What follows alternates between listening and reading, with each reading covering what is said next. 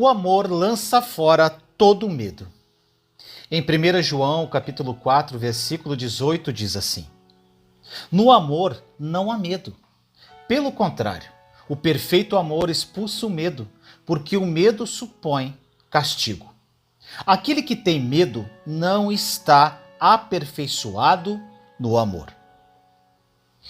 Muitos cristãos conhecem esta passagem e declaram: o perfeito amor lança fora todo o medo. Agora, meu irmão, minha irmã, eu pergunto a você no dia de hoje: você sabe o que é o perfeito amor?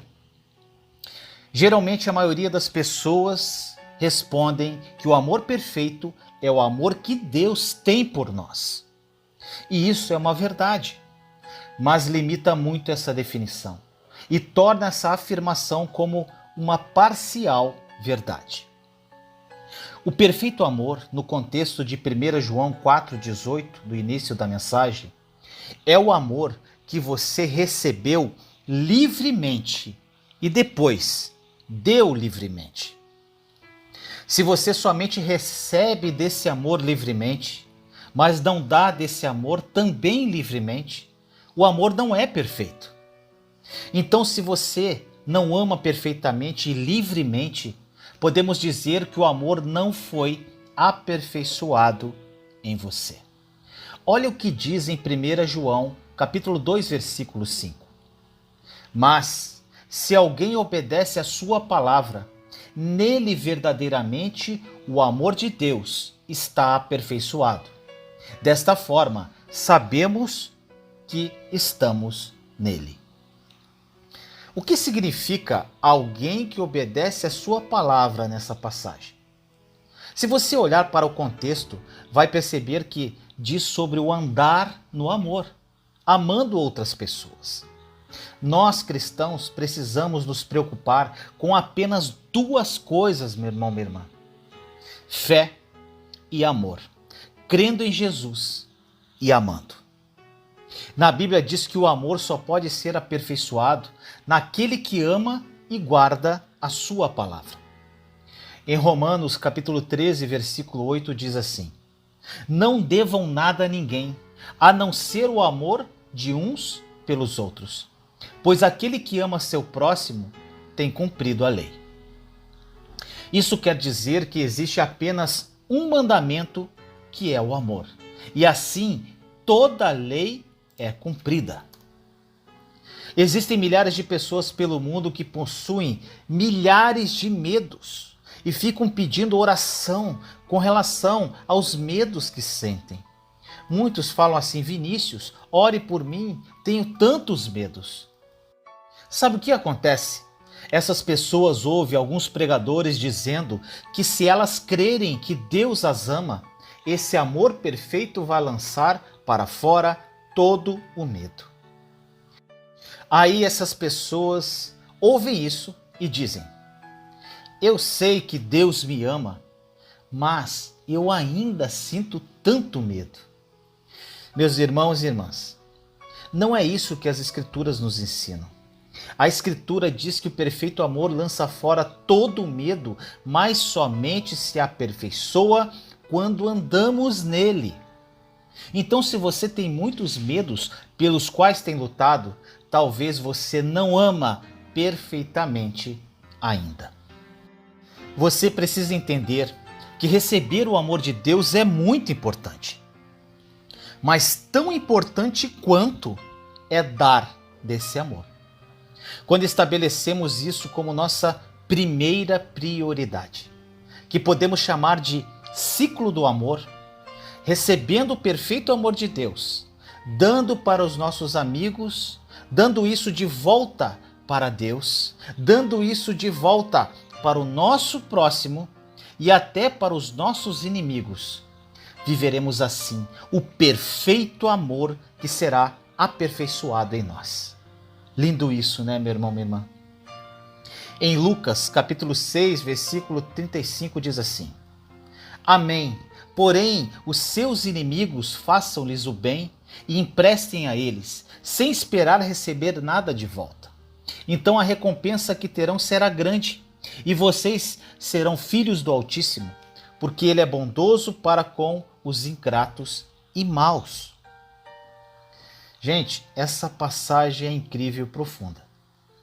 Quando uma pessoa que não gosta de você pedir alguma coisa, você deve emprestar e não esperar que devolvam. Pergunta a você, você é capaz de fazer isso? Se você é capaz disso, meu irmão, minha irmã, a sua recompensa será grande no céu, conforme diz a passagem. Se você pedir algo de mim, se devolver, tudo bem, mas se não devolver, não vou esperar nada de volta. Esse, meu irmão, minha irmã, é o amor que foi aperfeiçoado. Muitas pessoas tentam buscar o poder de Deus, buscam os dons do Espírito e pedem a Deus para que eles se manifestem em suas vidas. Querem viver o sobrenatural e isso, meu irmão, minha irmã, não é errado. Mas, acima de tudo, busque desenvolver e conhecer o amor de Deus. Busque viver esse amor perfeito de uma forma intensa e plena. Quando entendi isso, foi a maior revelação que poderia acontecer em minha vida, pois percebi que o amor é o suficiente para vivermos uma vida plena e incrível. Deus é amor, então se o amor é suficiente, Deus é o suficiente. E a maior expressão do amor dele por nós foi ter dado seu único filho para morrer por nós numa cruz. Lembre-se sempre, meu irmão, minha irmã, o perfeito amor lança fora todo medo. E o amor perfeito é o amor que recebemos livremente de Deus e livremente o damos. Viver em amor deve ser o seu maior foco de vida. Ore comigo assim. Senhor amado, nos colocamos em sua santa e doce presença neste momento. Eu, meus irmãos e irmãs em Cristo Jesus. Pai amado, o amor perfeito lança fora todo medo. Que aprendamos a dar o amor que recebemos de Ti às pessoas que passarem por nossas vidas. Ensina-nos a amar, Pai. Jesus, o Senhor nos ama de uma forma tão incrível e maravilhosa. Queremos aprender contigo, Senhor.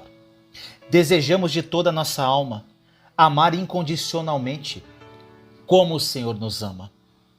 Abrimos mão dos dons, do poder, de andar no sobrenatural, para aprender a andar em amor, da forma que o Senhor andava. Estamos sedentos do seu amor e de amar como o Senhor ama. Quando entendi que receber e dar o seu amor que recebemos é o suficiente para uma vida maravilhosa, minha vida mudou radicalmente. Obrigado, Senhor, por nos amar tanto assim, por nos amar mesmo que não mereçamos. Assim nós oramos em nome do nosso Senhor Jesus Cristo. Amém.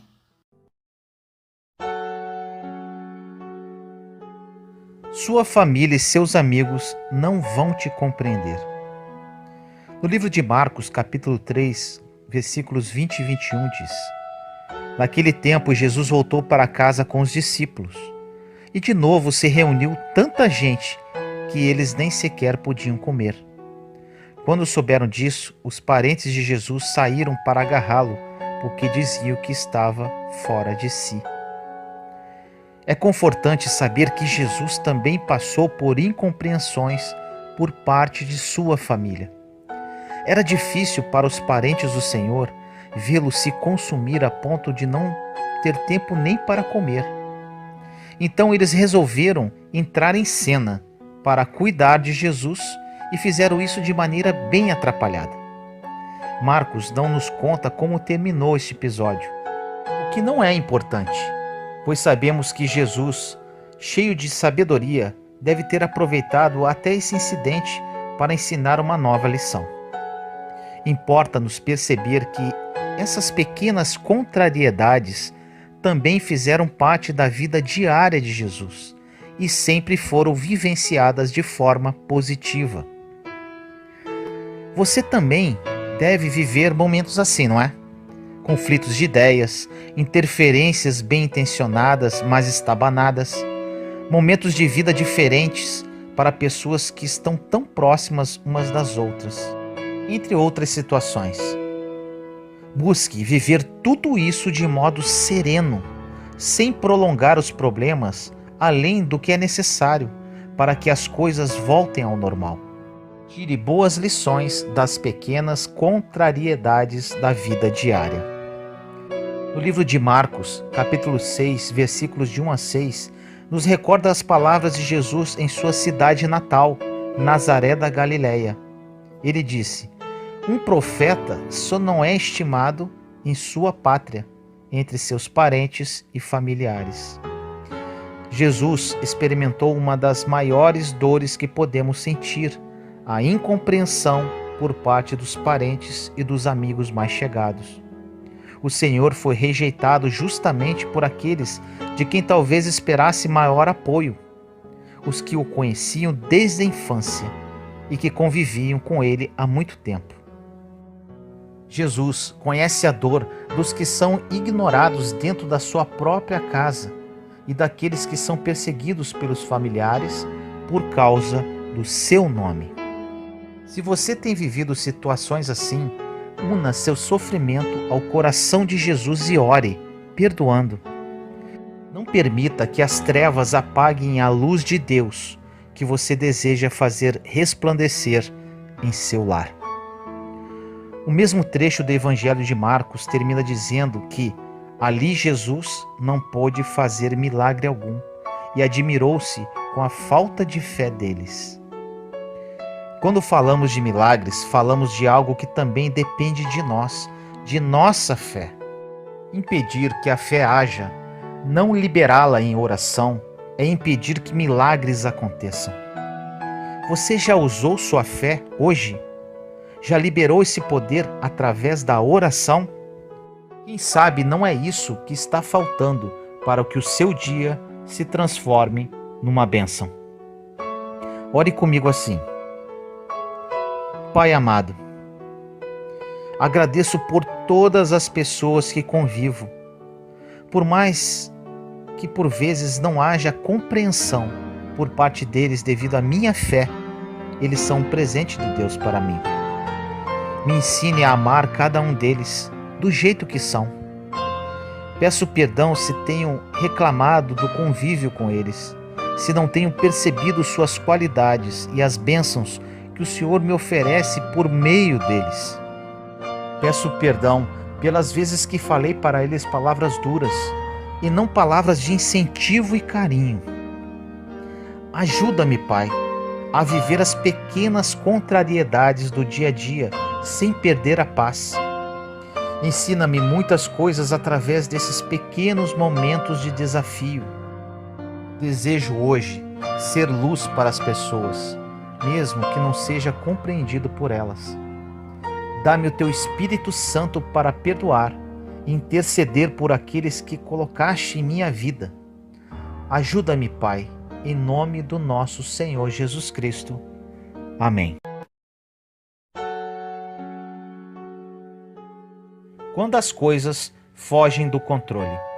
No livro de Marcos, capítulo 4, versículos de 35 a 41 diz: Naquele dia, ao cair da tarde, Jesus disse a seus discípulos: Vamos para outra margem. Eles despediram a multidão e levaram Jesus consigo, assim como estava na barca. Havia ainda outras barcas com ele. Começou a soprar uma ventania muito forte, e as ondas se lançavam dentro da barca, de modo que a barca já começava a se encher. Jesus estava na parte de trás, dormindo sobre um travesseiro. Os discípulos o acordaram e disseram: Mestre, estamos perecendo e tu não te importas? Ele se levantou e ordenou ao vento e ao mar: Silêncio, cala-te. O vento cessou e houve uma grande calmaria. Então Jesus perguntou aos discípulos: Por que sois tão medrosos? Ainda não tendes fé? Eles sentiram um grande medo e diziam uns aos outros: Quem é este, a quem até o vento e o mar obedecem? Você tem sentido ventos de tempestade em sua vida? Talvez o medo já tenha tomado conta do seu coração e você, como os discípulos, tem perguntado a Jesus: o Senhor não se importa com tudo isso que eu estou vivendo? Certamente, Jesus se importa com você. Ele entrou no seu barco, veio tomar parte em sua vida e não deseja vê-lo naufragar. Seu naufrágio seria uma perda imensa para Jesus. Ele está perto de você, mesmo quando parecer estar dormindo e deixando a tempestade mudar momentaneamente o rumo de sua embarcação. Confie no Senhor e no seu poder. A palavra de Deus é como uma muralha contra a qual batem as ondas da vida, mas que jamais será derrubada por sua violência. Agarre-se às suas promessas, busque e leia a sua palavra. Nela você encontrará o Senhor Jesus ordenando também as suas tormentas que se calem e se transformem em calmaria. Uma das piores sensações em meio a uma tempestade é perceber que a embarcação está se afastando da rota que traçamos para ela com tanta precisão e esperança. Perceber que as coisas não estão se desenrolando como havíamos imaginado e planejado pode ser motivo de grande ansiedade. Temos uma verdadeira mania de controlar as situações, as pessoas e até mesmo o futuro. Quando temos a impressão de que as coisas estão fora de controle, acabamos nos deixando envolver pelo medo e pela insegurança. O Evangelho da tempestade acalmada vem nos ensinar que, mesmo quando não estamos no controle das situações, Jesus continua presente, garantindo a chegada à outra margem do lago. Um dia Jesus contou uma parábola a seus discípulos. Ele comparou o reino de Deus, os planos de Deus para a nossa vida, como um agricultor que espalha sementes pela terra, em Marcos capítulo 4, versículo 26, que diz: Ele vai dormir e acorda noite e dia, e a semente vai germinando e crescendo, mas ele não sabe como isso acontece. A imagem do agricultor maravilhado com o germinar da semente representa uma maneira de nos falar que os propósitos de Deus se concretizam em nossa vida de muitos modos, que não depende do nosso controle. O trabalhador espalha a semente, mas não consegue dominar o seu percurso até florescer.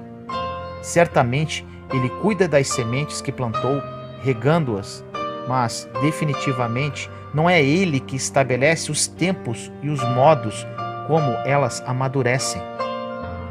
Para nós que gostamos de controlar e prever todas as coisas e o momento em que elas devem acontecer, é muito difícil acreditar que o Senhor esteja no controle das situações, fazendo germinar o seu tempo as sementes que um dia plantamos.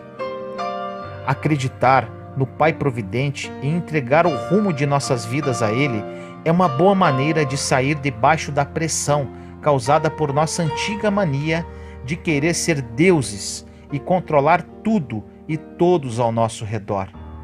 Se você não se sente no controle da situação, confiança é a palavra-chave que o fará ter paz.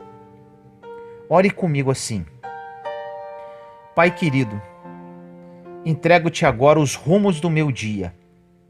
Agradeço porque em Ti sou livre de toda preocupação exagerada e de toda ansiedade. Obrigado também porque estás sempre comigo, mesmo quando as situações parecem fugir do meu controle. Nenhuma situação, por mais difícil que seja, escapa de Tuas mãos poderosas. Peço-te, Senhor, que me cures da mania de querer estar sempre no comando, que eu saiba enxergar a Tua providência divina em cada momento do meu dia, de modo especial naqueles que não foram planejados ou desejados. Que eu acredite em Teus planos de amor para a minha vida e que és capaz de realizá-los de forma perfeita. Entrego a Ti, meu Deus, os rumos e caminhos do meu dia de hoje. Seja o centro de tudo e o Senhor de todas as coisas. Em nome do nosso Senhor Jesus Cristo. Amém.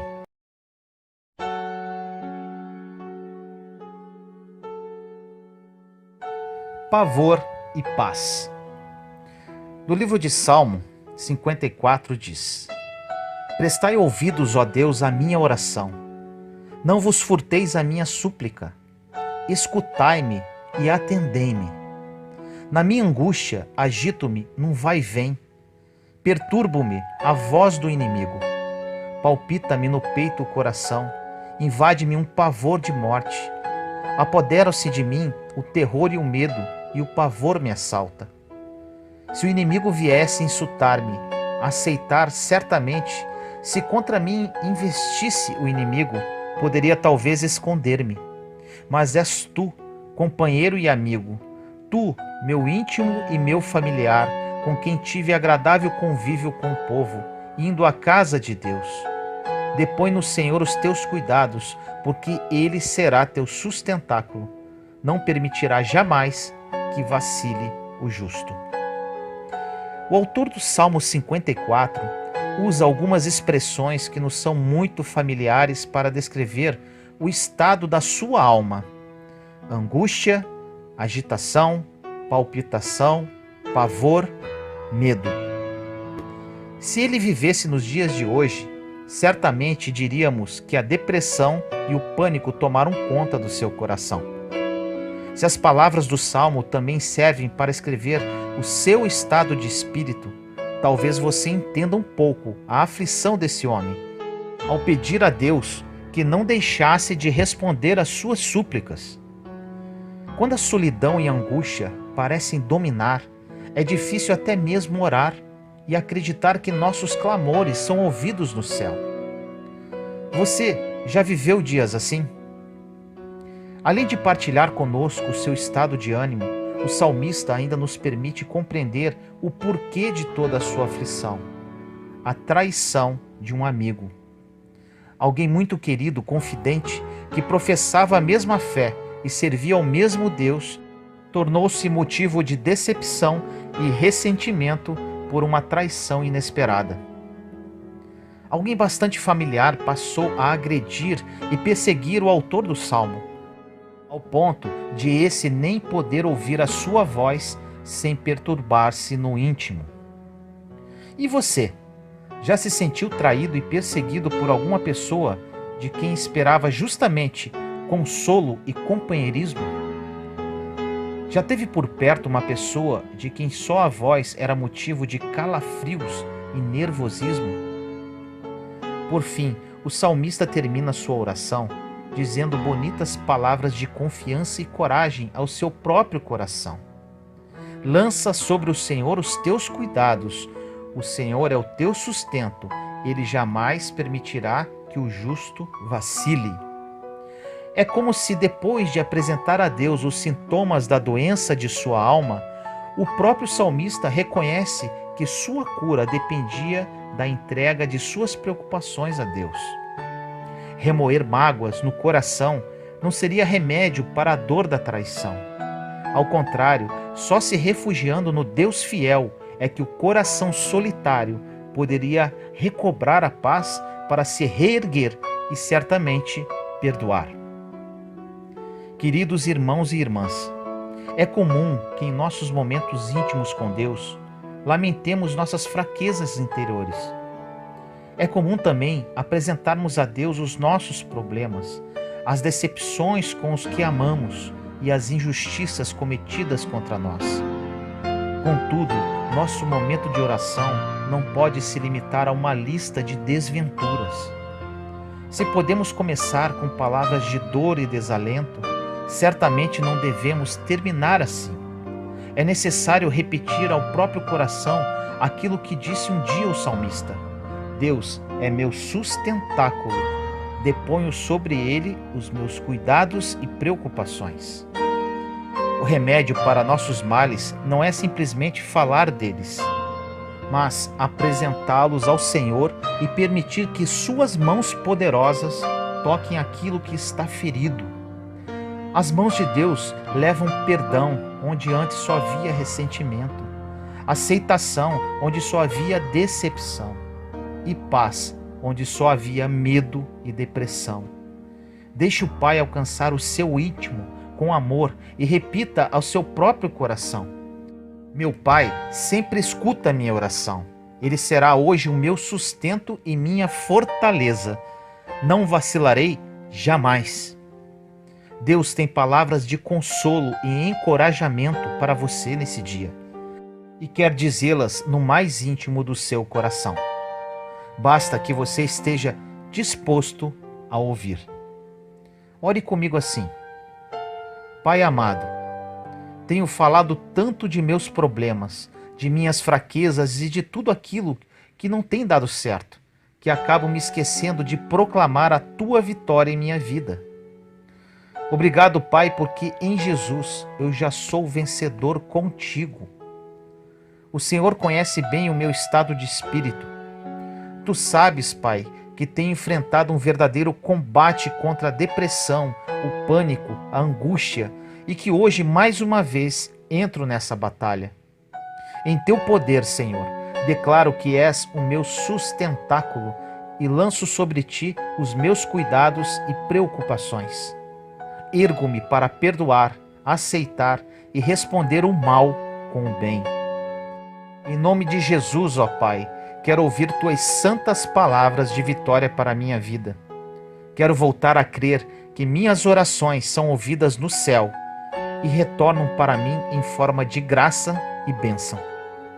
Obrigado, Senhor, pelo teu Espírito Santo que mora em mim e que nesse dia vai agir poderosamente para a minha libertação. Por tudo que tens feito a meu favor, Pai amado, muito obrigado. Em nome do nosso Senhor Jesus Cristo. Amém. O direito de perdoar.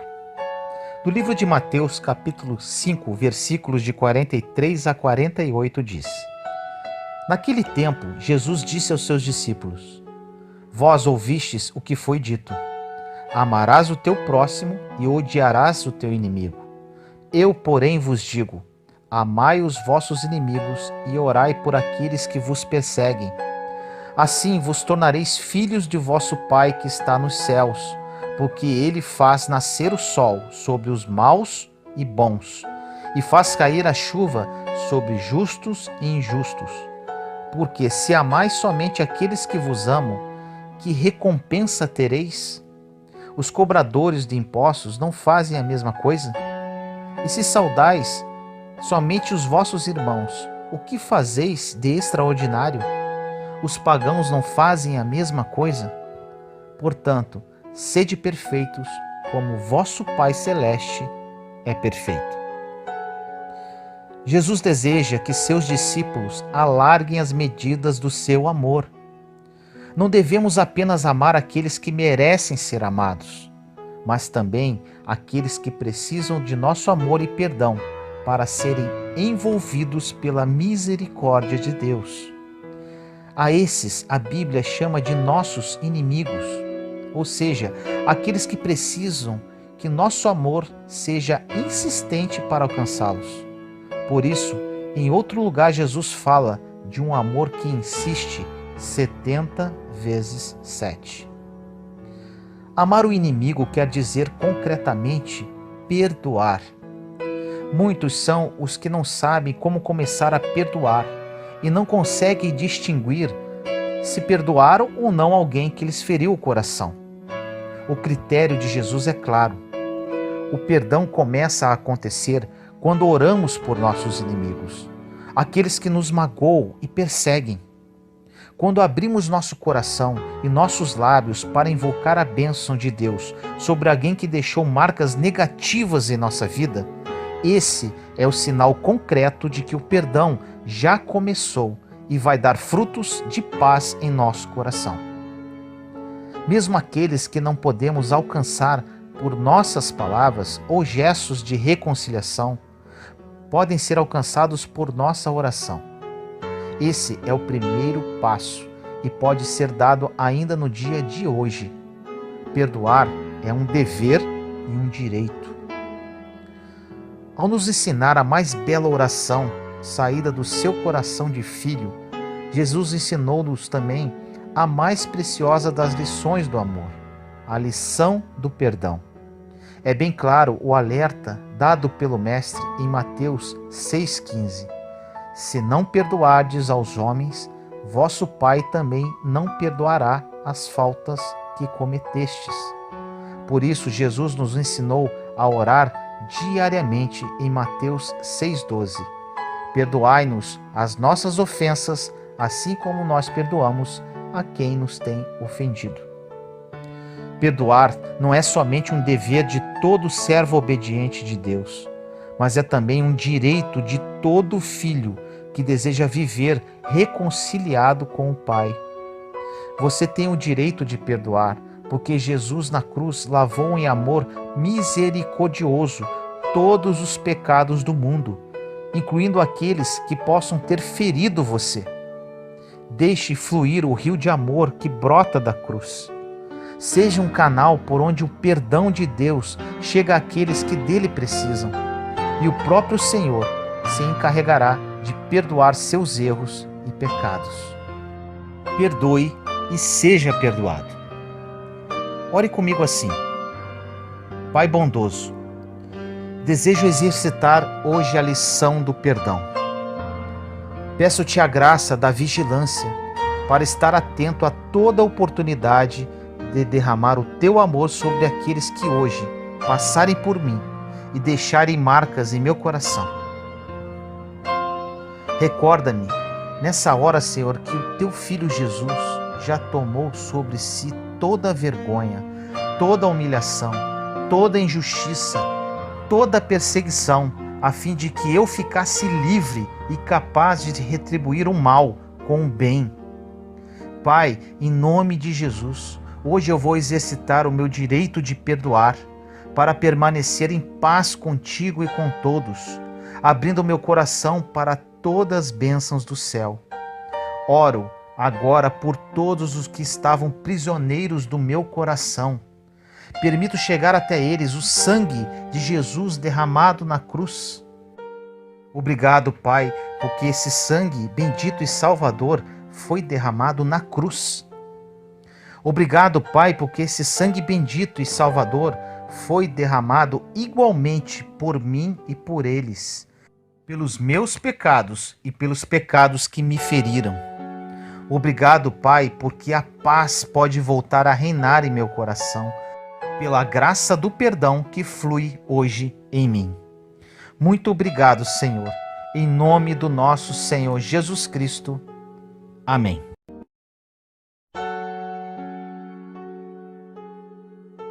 Deus liberou uma palavra para a sua vida.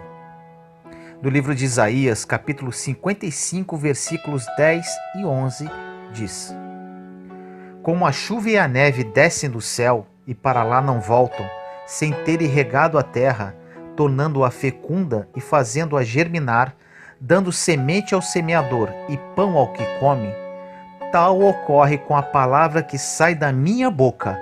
Ela não volta a mim sem efeito, sem ter cumprido o que eu quis, realizando o objetivo de sua missão. Meu irmão e minha irmã, que palavra é essa? Aqui o Senhor nos diz que já liberou uma palavra para você e que está a caminho para ser cumprida em sua vida. Aleluia! Mas para que isso aconteça, você tem que estar preparado para recebê-la. Para que ela se cumpra em sua vida, você tem que ser aprovado. Como assim? Em nossa vida, para subirmos um degrau e passarmos de um nível para outro, precisamos ser aprovados. Quando você termina o ensino médio, para você cursar uma faculdade, você precisa ser aprovado no Enem ou no vestibular. Quando você pretende tirar a sua carteira de habilitação, você precisa, durante um ano, através da permissão de dirigir, provar que está apto a portar habilitação permanente. Entre o namoro e o casamento, existe o noivado, um tempo de preparação para que o casal se una definitivamente. No mundo espiritual é a mesma coisa. O Senhor já liberou uma palavra ao seu favor, mas para isso você precisa se preparar e ser aprovado para recebê-la. Se você não estiver preparado para viver o novo de Deus sendo aprovado, as promessas não se cumprirão em sua vida. Para que esta preparação ocorra, você tem que ser provado no deserto. Todos os profetas do Antigo Testamento, todos os discípulos e nosso Salvador Jesus Cristo foram postos à prova no deserto. E por que você não seria? Se você hoje está no deserto, dê glórias a Deus, porque está chegando algo muito bom em sua vida, o melhor de Deus, o plano bom, perfeito e agradável. O deserto não é ruim, por mais doloroso que seja. No deserto, temos a possibilidade de criar relacionamento e intimidade com o Senhor. É onde nosso caráter é moldado. No deserto, os milagres se realizam e sua fé é testada. Suporte. O Senhor estará com você nesse deserto. Ele recolherá cada lágrima, te acolherá em cada sofrimento, te dando a graça para suportar, abraçando você em seus braços como um pai zeloso. E quando você for aprovado, colherá frutos que você nunca ousou colher. Ore comigo assim: Senhor, na sua palavra diz que quando o Senhor libera uma palavra sobre a minha vida, ela não volta para ti, até que seja cumprida. Mas para isso tenho que estar preparado para recebê-la. Diz também que o seu plano é bom, perfeito e agradável. Rasgo meus planos para viver os seus. Entendo que para receber o melhor de ti, serei provado no deserto.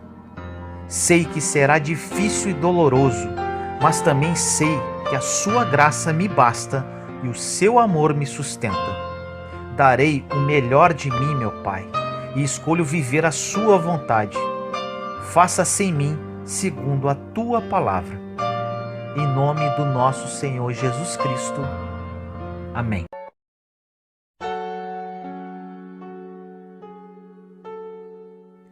Você pode morrer pela sua boca.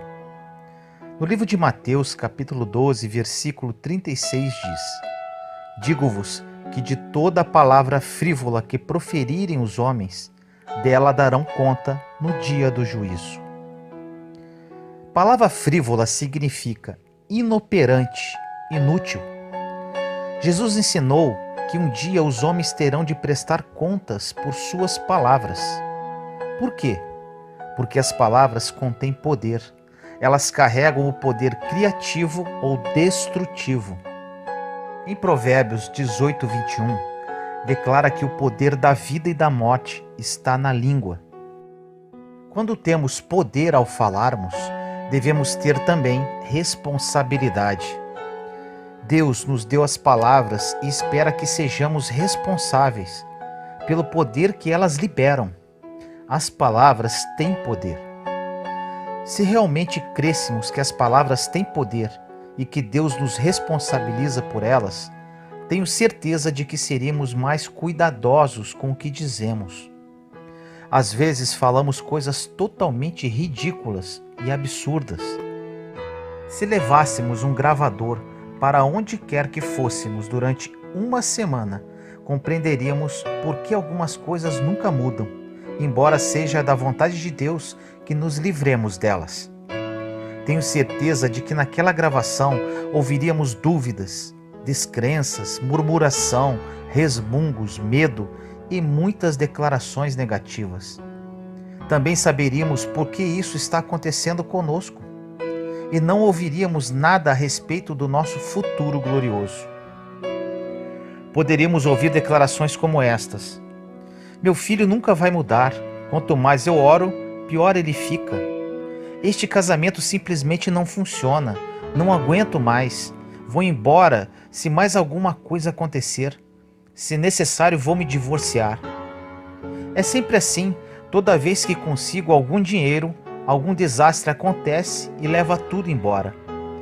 Não consigo ouvir a Deus, Ele nunca fala comigo. Ninguém me ama. Parece que estou condenado a ficar sozinho minha vida inteira. Só que ao mesmo tempo em que fazemos tais declarações negativas, também afirmamos que cremos em nossos filhos, em nosso casamento e em nossas finanças, que acreditamos ser guiados pelo Espírito e que encontraremos nossa outra metade. Aumentamos as coisas exagerando sua proporção e fazendo-as parecer muito pior do que realmente são. As palavras descuidadas pronunciadas no calor do momento pode não significar muito para nós, mas definitivamente elas pesam no reino espiritual. Se você observar, muitas pessoas fazem declarações negativas sobre a sua capacidade e condição mental. Expressões como: isso sumiu da minha memória, parece que estou perdendo a cabeça, às vezes parece que vou ficar louco, minha cabeça não funciona direito, esqueço as coisas o tempo todo, não consigo lembrar de nada, devo estar com a doença de Alzheimer. Se isso continuar, sei que vou ter um ataque de nervos, sou burro, sou ignorante, estúpido. Apenas ouça as outras pessoas e a você mesmo, e logo compreenderá o que eu quero dizer. Se você sente que está com problemas, ore e profetize coisas boas sobre sua capacidade mental e sobre a sua vida, e assim seu futuro pode ser diferente. O que a maioria de nós tem feito com relação ao passado é orar e depois negar nossas próprias orações com uma confissão negativa. Nunca se esqueça que o poder da vida e da morte está na língua. Ore comigo assim: Senhor amado, venho no dia de hoje pedir que me ajude, através do Espírito Santo de Deus, a controlar a minha língua. Por vezes ajo emocionalmente e profetizo palavras absurdas e sem sentido. Sei que no reino espiritual elas negam as minhas orações feitas a Ti. Profetizo sobre a minha vida que o plano perfeito de Deus está por vir. Mas para isso preciso monitorar meus pensamentos e minhas palavras. Me ajude, Senhor, neste processo, pois sozinho não conseguirei. Em nome do nosso Senhor Jesus Cristo. Amém.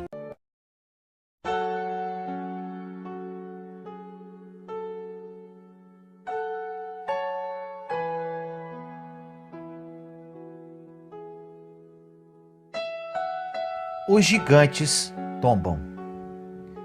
Em 1 Samuel, capítulo 17, versículos 49 e 50 diz: E Davi pôs a mão no alforje, e tomou dali uma pedra, e com a funda lhe atirou, e feriu o filisteu na testa. E a pedra se lhe encravou na testa, e caiu sobre o seu rosto em terra. Assim Davi prevaleceu contra o filisteu, com uma funda e com uma pedra, e feriu o filisteu, e o matou, sem que Davi tivesse uma espada na mão. Quando falamos gigante, imaginamos algo enorme, abominável, e sentimos um certo receio. Gigantes são imensos, parece algo surpreendente e imbatível. Gigantes são fortes, resistentes e vigorosos. Gigantes são assustadores.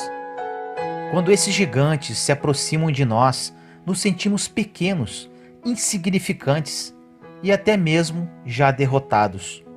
Ficamos atemorizados, com medo e até por muitas vezes apavorados.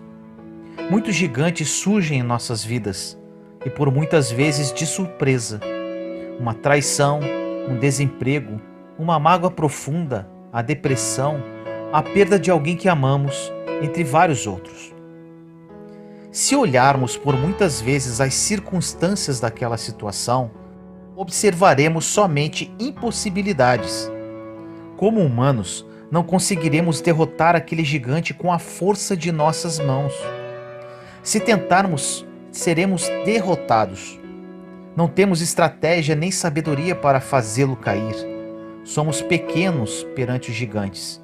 Não conseguiremos vencê-los sozinhos. A história de Davi retrata muito bem isso. Davi era o caçula dos 8 filhos de Jessé. Ele era o menor e mais franzino de todos os irmãos. Sua função era apacentar as ovelhas do seu pai. Nesses momentos, em contato com a natureza, Davi tocava sua harpa e entoava salmos ao Senhor, adorando e louvando. Ele tinha um coração dócil e fiel ao Senhor. O profeta Samuel foi conduzido à casa de Jessé. O Senhor disse ao profeta que entre os filhos de Jessé seria ungido o próximo rei de Israel. Lá chegando, Jessé apresentou seus filhos, com exceção de Davi, que estava no campo, para que o profeta anunciasse o novo ungido. Para surpresa de todos, nenhum dos filhos presentes de Jessé foi escolhido. Samuel mandou buscar o caçula. Ao chegar, foi revelado ao profeta que aquele pastorzinho de ovelhas era o escolhido de Deus. Em uma ocasião, Israel entrava em confronto com os filisteus. Entre os combatentes do povo inimigo, existia um guerreiro chamado Golias de Gate. Ele era um gigante, muito forte e considerado imbatível. Ele era amedrontador. Quando Golias chegou na linha de frente de batalha, os soldados israelitas sentiram muito medo. Golias desafiou apenas um combatente do exército de Israel. Quem vencesse o combate teria o povo derrotado como escravo. Não apareceu nenhum voluntário do exército de Israel. Davi havia se deslocado para o acampamento israelita para levar mantimentos a seus irmãos. Quando lá chegou, ouviu a afronta do gigante e disse, em 1 Samuel 17:26, quem é este filisteu incircunciso para insultar os exércitos do Deus vivo? Davi, mesmo observando o tamanho do gigante, não sentiu medo. Davi não era um soldado, era um simples pastor de ovelhas. Mesmo assim, demonstrava uma coragem muito maior do que qualquer oficial do exército de Israel. Davi foi levado até Saul, rei de Israel, e disse, em 1 Samuel 17:32, que ninguém perca a coragem por causa dele. O teu servo irá lutar contra este filisteu. Saul respondeu, tu não poderás contra este filisteu para lutar com ele, porque não passas de uma criança, e ele é um guerreiro desde a sua juventude. Mesmo assim, por não haver outra opção, Saul abençoou Davi, e ele foi de encontro ao gigante. Quando Deus escolheu Davi para ser o seu ungido, até mesmo o profeta não entendeu a princípio. Seus irmãos tinham estatura, eram fortes e tinham experiência em combate. Eram mais preparados. Davi era pequeno, um pastor de ovelhas, fraco fisicamente e menosprezado pela família. Porém, Davi tinha algo que os irmãos não tinham: um coração quebrantado e fiel ao Senhor. Davi já havia derrotado um leão e um urso que haviam atacado o rebanho de seu pai com a ajuda de Deus. Seus irmãos nunca haviam acreditado nisso. Podemos ter boa aparência, sermos fortes, valentes e guerreiros. Na verdade, nada disso importa, pois o Senhor observa corações. Deus não olha o que somos por fora, mas sim o que temos do mais íntimo do nosso ser. Existem pessoas que se acham melhores que as outras por terem uma condição financeira melhor ou um status perante a sociedade. Deus quer servos fiéis que amam a Deus e que o colocam em primeiro lugar em suas vidas. Quando temos Deus em espírito e verdade em nossa vida, não sentimos medo de gigantes. Assim como Davi, partimos para cima dele, pois temos certeza da vitória. Deus luta por nós e cria a estratégia certa para a vitória. Quando Davi se propôs a desafiar Golias, em nenhum momento ele duvidou da vitória. Em nenhum momento ele se atemorizou. Davi sabia que o Senhor dos Exércitos estava com ele, e isso era o suficiente para tombar o gigante. Os gigantes de nossas vidas aparecem constantemente, mas quando estamos com Deus à frente, iremos desafiá-los e vencê-los. Deus nos dará as estratégias e as armas certas para enfrentá-los. Temos que ser destemidos como Davi. A maior arma que temos em nossas mãos é a fé. Para alimentarmos a nossa fé, temos que orar, clamar, adorar, jejuar e ouvir a palavra de Deus. Se nos atemorizarmos, o gigante passará por cima de nós, nos destruirá, nos aniquilará. Precisamos encará-lo de frente com coragem e confiança em nosso Senhor. O Deus que estava com Davi é o mesmo de hoje e de sempre. Não podemos duvidar da capacidade do Senhor. Ele é o Deus do impossível. Os gigantes tombam. Nosso Deus é mais forte, mais vigoroso. Ele é o Todo-Poderoso. Ore comigo assim: Senhor, Tu és o Deus de Davi, aquele que o conduziu para a vitória perante Golias. O Senhor deu para ele as estratégias e a coragem para a vitória. No momento certo, aquele gigante tombou. Te apresento hoje, Senhor, os gigantes de minha vida, que me atemorizam e me atormentam. Me dá, Senhor, as estratégias para vencê-los. Aumente a minha fé. O Senhor é o meu Deus e eu sou teu servo. Confio em ti. Sei que nenhum gigante ficará de pé perante a sua presença. Posso ser pequeno e franzino, mas meu coração é todo seu, meu Deus. Quando estou em sua presença, me sinto um gigante e pronto para vencer qualquer desafio que possa aparecer. Obrigado, Senhor, por lutar por nós. Em nome do nosso Senhor Jesus Cristo. Amém.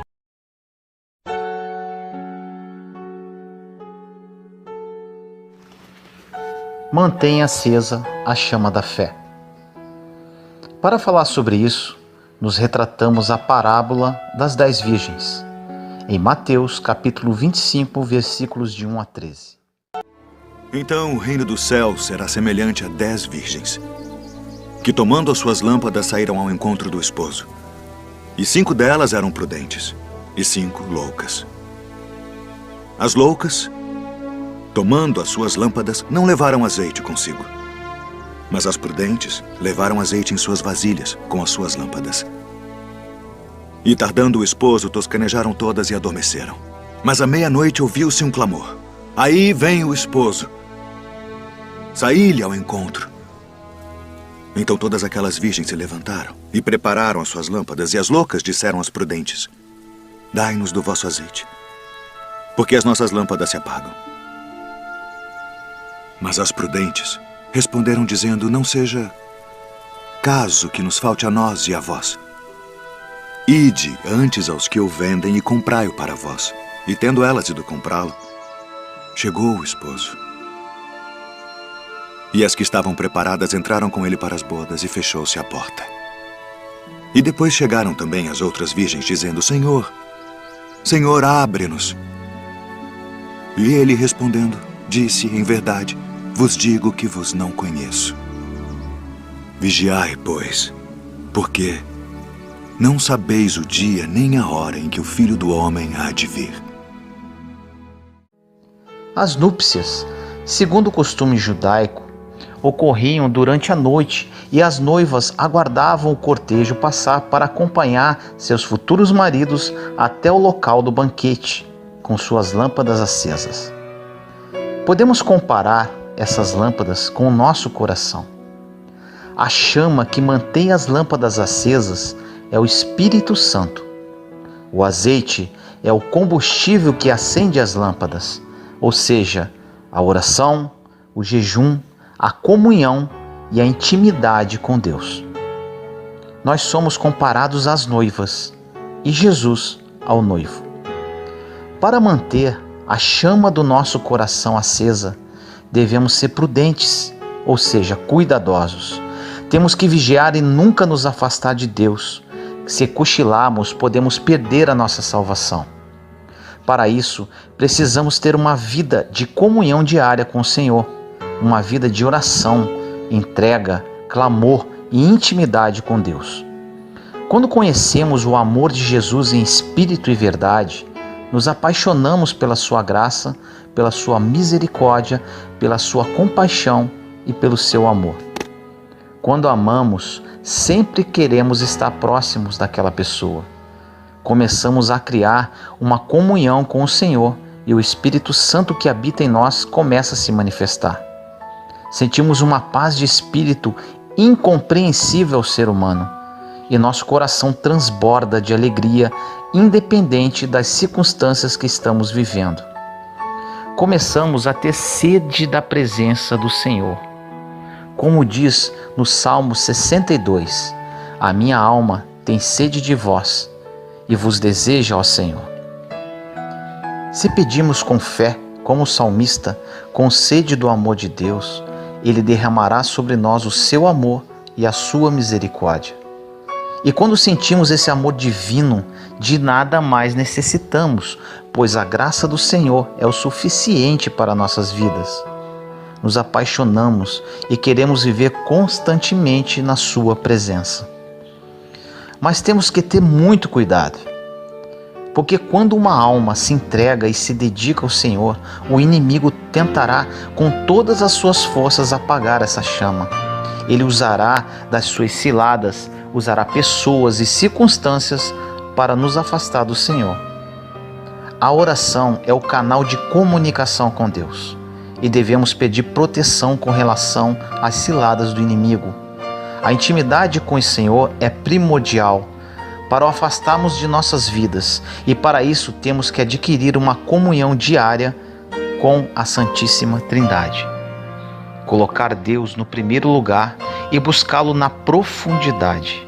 Colocá-lo à frente de tudo, até nas coisas mais simples do nosso cotidiano. Devemos pedir sabedoria em oração. Ela nos é dada gratuitamente e de bom grado.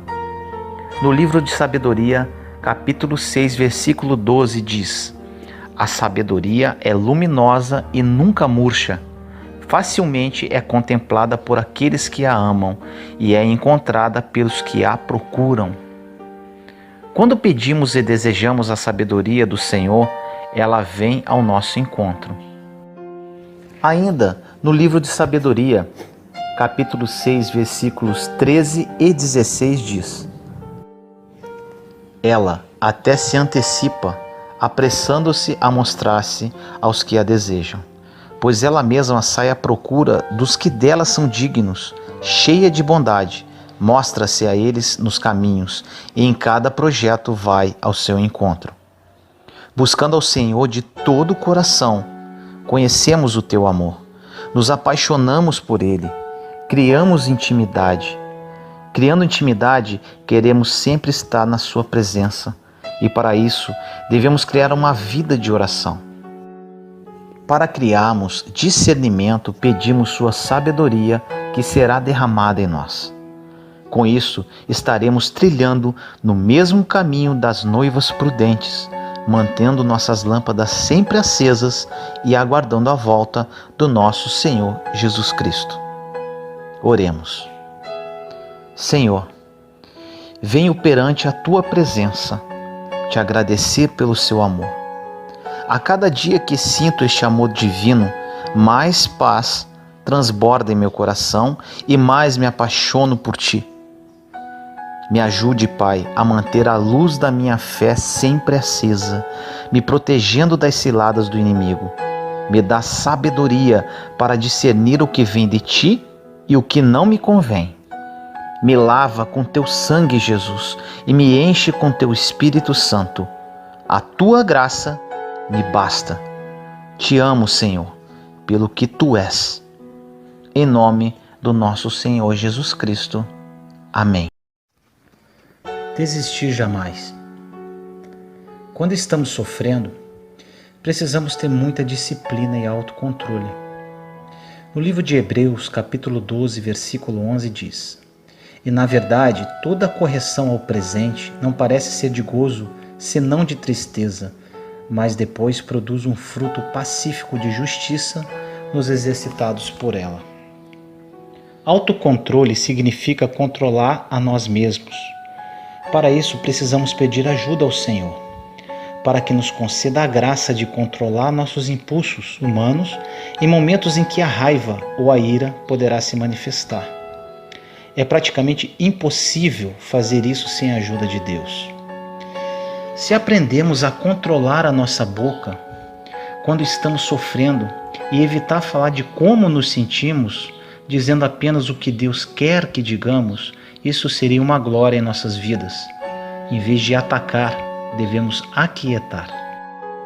Muitas pessoas, quando estão sofrendo, retiram-se de si mesmas, ficam de mau humor, depressivas e sentem autopiedade.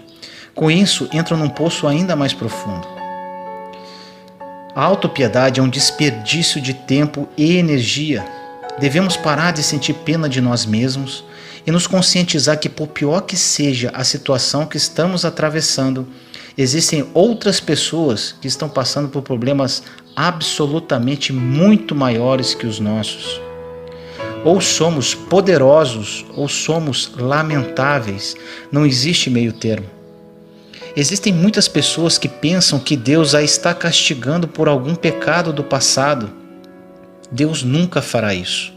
O Senhor, quando perdoa os nossos pecados, Ele os lança ao oceano e não lembra mais do que fizemos de errado, pois somos novas criaturas, nascemos de novo. Outras pessoas ficam por muitas vezes bravas com Deus, porque Ele não concedeu o que elas queriam. Na verdade, não devemos confiar em Deus para que tenhamos coisas. Deus é perfeito e sempre nos reservará o melhor. Ele sabe do que necessitamos. Quando estamos sofrendo, nunca devemos pensar que não existe uma saída. Sempre haverá um caminho. Na verdade, existe o caminho. Jesus disse em João capítulo 14, versículo 6: Eu sou o caminho, a verdade e a vida. Ninguém vem ao Pai senão por mim. Em qualquer situação, por pior que possa parecer, Jesus estará conosco. Em vez de ficar se lamentando ou culpando a Deus pelo que está acontecendo, devemos combater o mal fazendo o bem. Esta é a melhor receita. Devemos confiar no Senhor, pois Ele tem um plano para nossas vidas, e o seu plano é perfeito. Tudo tem um propósito e uma razão. Basta aprendermos a ver através dos olhos da fé. Existe o certo e o errado. Não existe meio certo, nem meio errado. Quando passamos por tribulações, temos que manter a integridade e fazer o que é correto. Existe um caminho a percorrer entre o dia de hoje e o reino dos céus. Este caminho é o meio. Todos nós devemos passar pelo meio, e a forma como passamos por ele é que define como chegaremos à vitória. Sem Jesus nos conduzindo por este caminho, dificilmente alcançaremos nosso objetivo. Um exemplo de integridade foi José. José foi seduzida pela mulher de Potifar, mas ele manteve a integridade como homem de Deus. Ele manteve a postura e fez o que era correto, e com isso ganhou 13 anos de prisão. Não havia explicação no momento para aquela injustiça, mas José estava no lugar onde exatamente Deus queria. Na prisão, ele conheceu um mordomo e um padeiro reais que tiveram sonhos que José interpretou, e esses sonhos se tornaram realidade. José tinha o dom da interpretação de sonhos. Quando o mordomo e o padeiro voltaram para a casa real, eles praticamente esqueceram José por um longo tempo. Porém, um certo dia, o rei teve um sonho que precisava ser interpretado, e eles lembraram de José. O rei mandou chamá-lo, e José, além de interpretar o sonho real, sugeriu ao rei o que deveria ser feito. Devido à sua sabedoria e postura, o rei nomeou José como governador do Egito. José sempre confiou no Senhor e manteve-se íntegro na sua fé. Por muitas vezes não gostamos do lugar onde estamos, mas se não desistirmos e mantermos a fé, Deus sempre terá um propósito.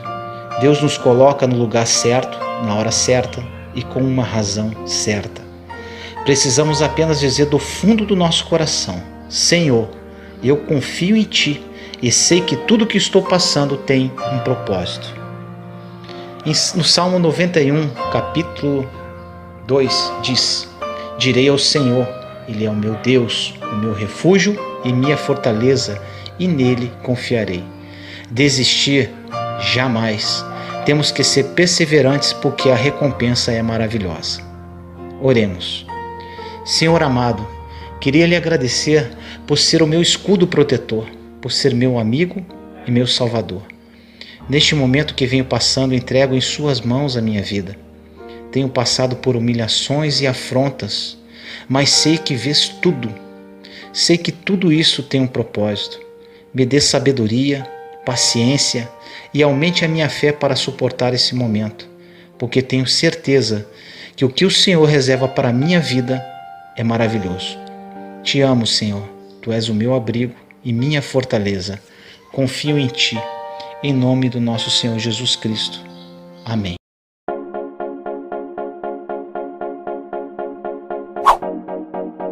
Juntos somos fortes. Compartilhe esta mensagem para que mais pessoas sejam edificadas. Inscreva-se no canal e acione o sininho para ser notificado de novos vídeos. Te amo em Cristo Jesus.